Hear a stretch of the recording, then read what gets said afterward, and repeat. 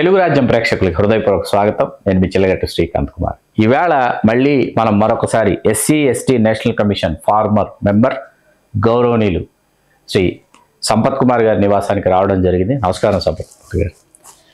చాలా కాలం అయింది మళ్ళీ మనం ఇలా కలిసి ఎన్నో విషయాలు మీతో ముచ్చటించాలి ఎప్పటికప్పుడు అనుకుంటూనే ఎన్నికల వల్ల అవి వాయిదా పడుతూ వచ్చాయి. చివరికి ఇలా మనం కలుసుకున్నందుకు చాలా చాలా సంతోషంగా ఉంది సంపత్ గారు. SC ST national commission former మెంబర్గా మీరున్నటువంటి సమయంలో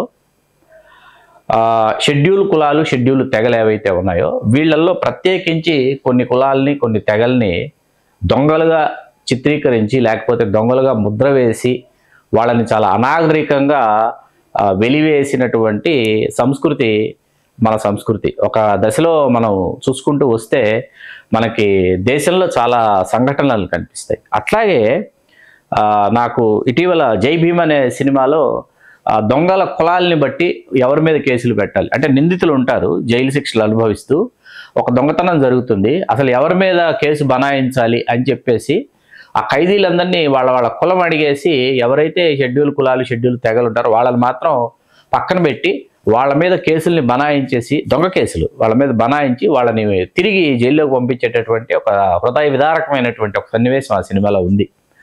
అది చూసిన తర్వాత ఏంటంటే నాకు మిమ్మల్ని ప్రశ్నించాలనిపించింది. ఇటువంటి సంఘటనలు మీరున్నటువంటి సమయంలో జరిగాయా? ఇటువంటి కేసులు మీ దృష్టికి వచ్చాయా?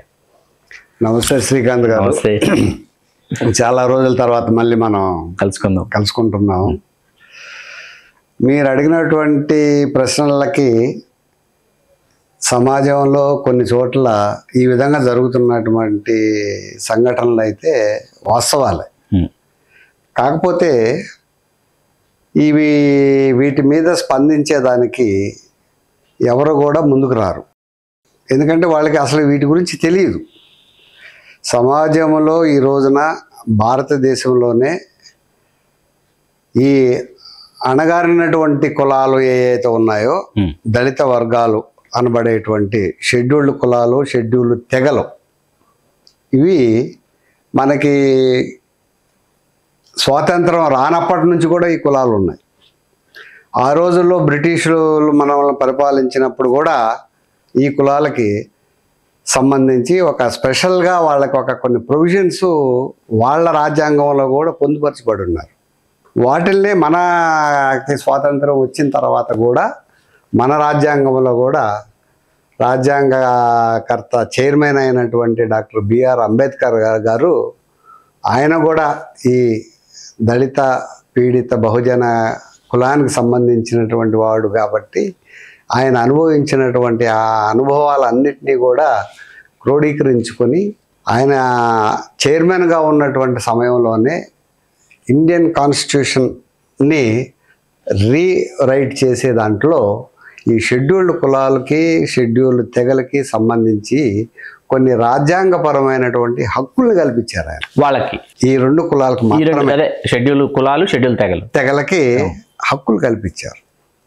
సో వాటిల్ని ఇంకెవరు తీసేయలేరు. వాటిల్ని ఎప్పటికీ తీయలేరు. చాలా మందికి తెలియదు ఈ విషయం. దాన్ని ముట్టుకోలేరు, తీయలేరు. కాకపోతే దాంట్లో కొన్ని మార్పులు చేర్పులు ఏదైనా చేసేదానికి అవకాశం ఉంటుంది తప్పితే దాన్ని ముట్టుకోలేరు. అదేవిధంగా మీరు చెప్పినటువంటి విషయం ఇంకొకటి, జాతీయ ఎస్సీ ఎస్టీ కమిషన్ మీరు మెంబర్గా ఉన్నప్పుడు ఎటువంటి సవాళ్ళైనా మీరు చూసారా అని చెప్పాను. ఎదుర్కొన్నారా అని. అసలు చాలా మంది ప్రజలకి జాతీయ ఎస్సీ ఎస్టీ కమిషన్ ఉందనే విషయం కూడా తెలియదు. అయ్యో, ఇది నిజంగా ఆవేదన కలిగించే అంశం. అదే చెప్తుండేది. ఇప్పుడు ఎందుకంటే నేను మెంబర్గా ఉన్నప్పుడు కొన్ని ఛాలెంజెస్ నేను చూశాను, ఫేస్ చేశాను. బట్ అవన్నీ కూడా ఏంటంటే రాజ్యాంగపరమైనటువంటి అంశాలు కాబట్టి మమ్మల్ని ఎవరు కూడా వచ్చి ప్రశ్నించేవాళ్ళు కాదు. ఎందుకంటే it is a constitutional body. Article 338 of Indian constitution, ఈరోజు కూడా మీరు రాజ్యాంగం మన కాన్స్టిట్యూషన్ బుక్ తీసుకుంటే ఆర్టికల్ 338 కింద పొందుపరచబడింది జాతీయ ఎస్సీ ఎస్టీ కమిషన్ అని చెప్పాను. సో నేను 2 సెక్షన్లకి I am the last member for that commission. You are the last member. తర్వాత కమిషన్ని విడగొట్టారు. మీరు ఉండంగానే, నేను ఉండంగానే విడగొట్టారు. భాజపా ప్రభుత్వంలోనే విడగొట్టబడింది. ఎస్సీ కమిషన్ సపరేట్గా, ఎస్టీ కమిషన్ సపరేట్గా. దానికి ఏం చేశారు అని అంటే article 338 SC commission, 38A ST కమిషన్గా అంతే చేర్చారు.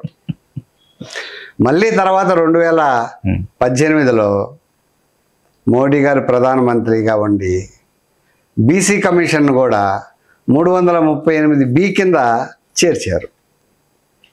సో అంతేగాని ఆ ఆర్టికల్ 338 అనే దాన్ని మాత్రం తీసేయలేరు, అసలు అర్థమవుతుంది నాకు. సో కాబట్టి దీంట్లో ఏదన్నా అడిషన్స్ చేయాల్సిందే తప్పితే దీని టోటల్గా ఈ యొక్క రాజ్యాంగబద్ధమైనటువంటి హక్కుల్ని తీసేటువంటి అధికారము కేంద్ర ప్రభుత్వానికి లేదు, కేంద్ర హోంమంత్రిత్వానికి శాఖకి లేదు, దేనికి లేదు. కానీ అన్ఫార్చునేట్లీ ఏమిటంటే బాధాకరమైనటువంటి విషయము, మన దేశంలో ఈ అణగారిన వర్గాల యొక్క లిటరసీ అనేది చాలా తక్కువ. దానివల్ల వాళ్ళకి ఏం జరుగుతున్నది అనేటువంటిది తెలియదు.